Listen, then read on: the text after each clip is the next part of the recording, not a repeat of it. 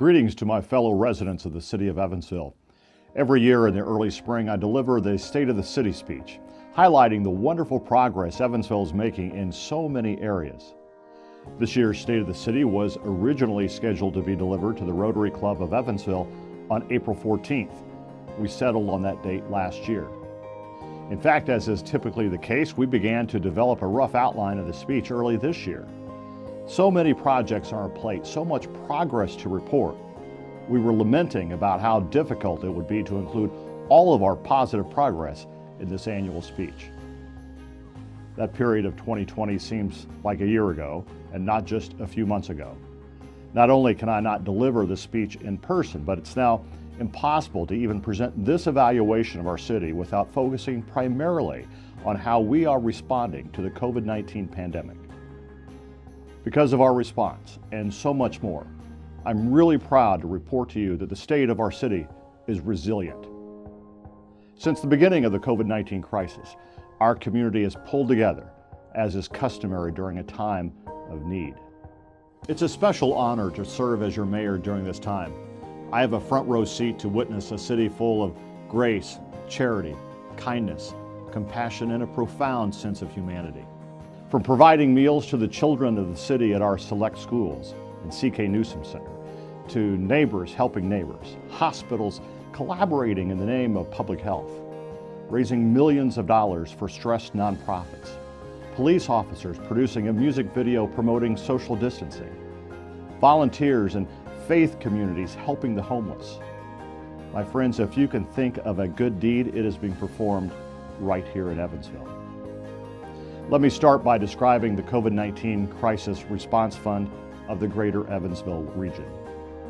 The exceptional work of Amy Canterbury, Pat Creech, Bill Bussing, and Bob Jones will assist nonprofits working in the human services sector to better assist the most vulnerable among us.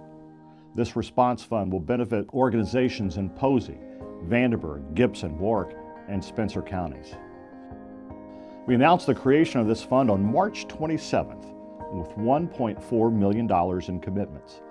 The next day, Bill Stone, President and CEO of SS&C Technologies, offered a $500,000 match. Within a matter of days, we met that match, allowing Southwest Indiana to take full advantage of Mr. Stone's generosity. Since then, the United Way of Southwestern Indiana, in partnership with the United Way of Posey County and the United Way of Gibson County, has been awarded a $1.95 million COVID-19 Economic Relief Initiative grant. That grant was made possible through a partnership between the Lilly Endowment and the Indiana United Ways, the state professional association of which the three United Ways are members. The United Way of Southwestern Indiana is the fiscal sponsor of our fund. Our ultimate goal is to raise $6 million. At this time, we've raised more than $4.7 million. I'm equally proud of the good work led by Ross Chapman with For Evansville and our friends at Community One. They've created the Need a Neighbor initiative, which matches a person with a need to a person who wants to meet a need. Maybe it's a neighbor who needs a grocery run or a pharmacy run, perhaps a prayer. Maybe the need is someone just to have someone to talk to. Whatever the needs, our city is responding. As of this time, approximately 400 needs have been met. You can list the need or volunteer at www.needaneighbor.org. Hundreds of families have been nourished in recent weeks by the Feed Evansville effort, championed by City Council President Alex Burton and Lisa Vaughn. They've led a group of community volunteers in providing grab-and-go meals at the C.K. Newsom Center. Other nutritional needs are also being met by the Junior League of Evansville, as they have joined cafeteria workers of the Evansville Vanderburgh School Corporation and others to feed families at a number of our Evansville schools.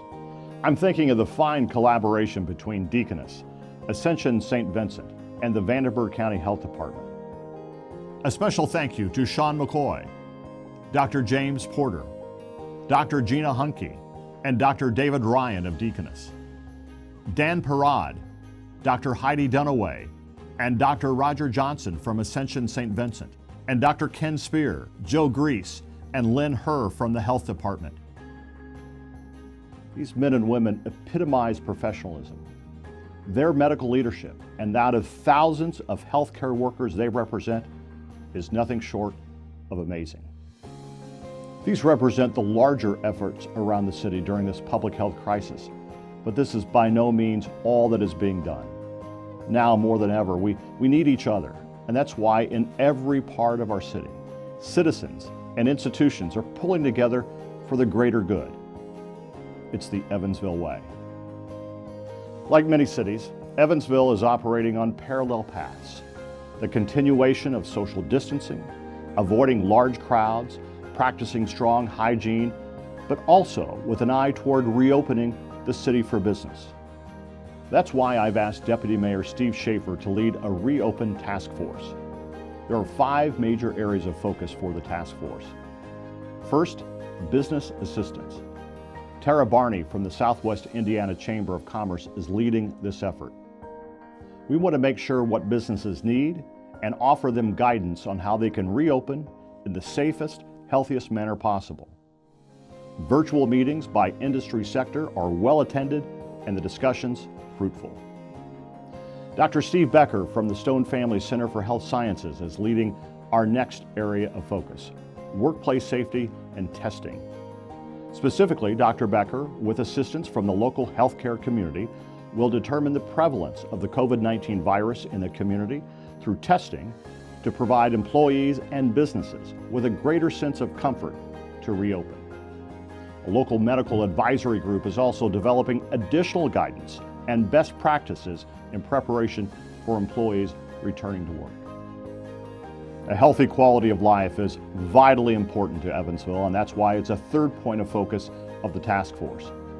The city has made wonderful strides in sports tourism in recent years, so the quality of life team will focus on regaining that momentum and develop reopening plans for our parks and Mesker Park Zoo. At some point in the relatively near future, we'll be able to reopen the Civic Center to the public, so we have a team working on government operations. And the fifth area of focus is food security. As I mentioned, Lisa Vaughn and City Council President Alex Burton are leading this charge. A great deal of work has been done in recent weeks to ensure families don't go hungry. That work will need to continue into the foreseeable future. I anticipate a measured reopening. That is to say, we won't go back to pre-pandemic business models for a while. We are in regular communication with the state administration, which ultimately will provide direction on how and when we reopen. Certainly, a lot more to come in these areas. Please know that I appreciate everyone's patience, understanding, and flexibility during this unprecedented time. We'll get through this together. I would like to touch briefly on some of our positive progress not related to COVID-19. Reduced traffic because the stay-at-home order has allowed crews working on city paving projects to work not only in a safer environment, but also more efficiently.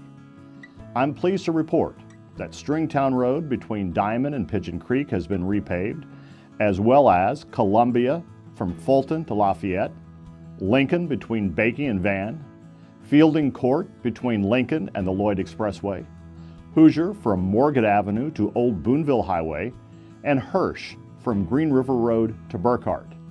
There are 3 other projects also underway: Broadway Avenue from Barker to the city-county line, Alvard from Washington Avenue to Lloyd, and Belmead from Southeast 8th to Alvard.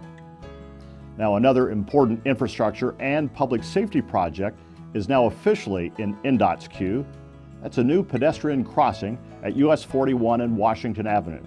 This is a dangerous intersection, especially for Bosse High School students walking to and from school.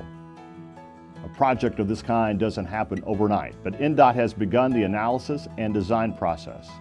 And the city and state have officially executed a memorandum of understanding to solidify the cost-sharing agreement. This is slated as a 2023 project, but the state knows we'd like to see it happen sooner if money becomes available sooner.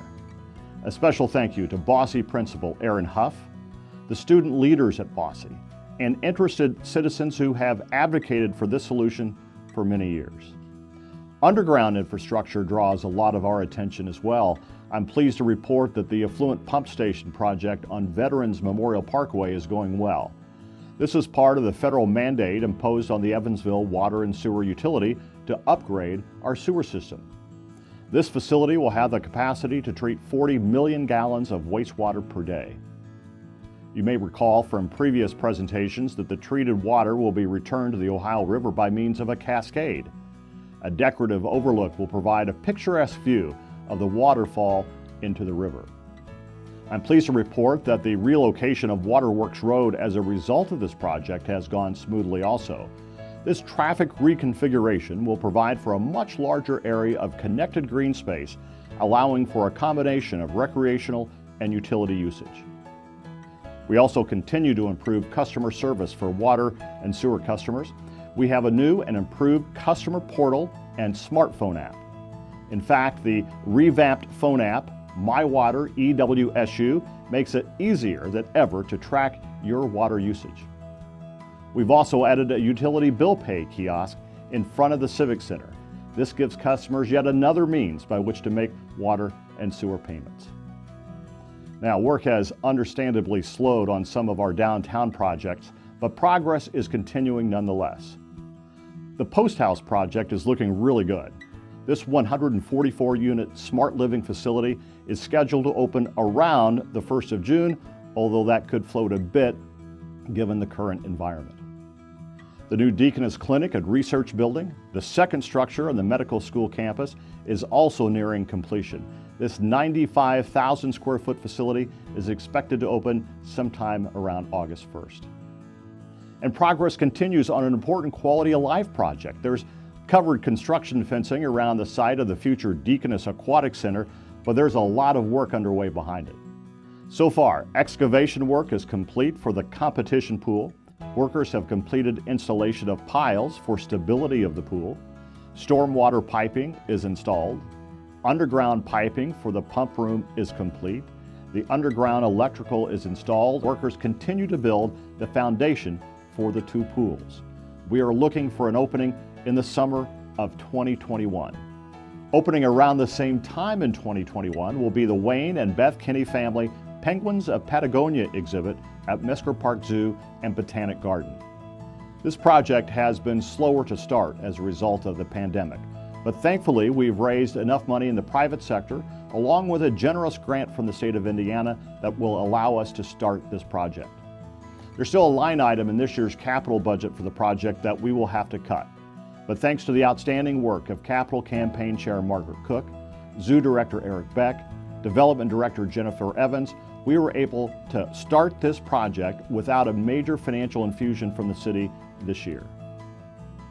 In the relatively near future, we should be able to announce the revised relocation schedule of the LST 325. The new visitor center on Riverside Drive is looking really sharp, and I know the LST board is anxious to move the ship to its new home as soon as possible. That's simply a snapshot, but evidence that work is happening and big things are on the horizon. Without a doubt, the current health emergency has made our jobs more challenging. But the challenge is tempered because of the phenomenal work of our first responders, healthcare workers, and other essential workers who are all sacrificing so much to help and to protect us. If you work in the healthcare profession, answer a 911 call or make an emergency run, stock grocery store shelves, or come to work so that an essential workplace stays open, please accept my heartfelt appreciation. You are the heroes of our story. We're in this together, and yes, there is light at the end of the tunnel. May God bless you, and may God bless the city of Evansville.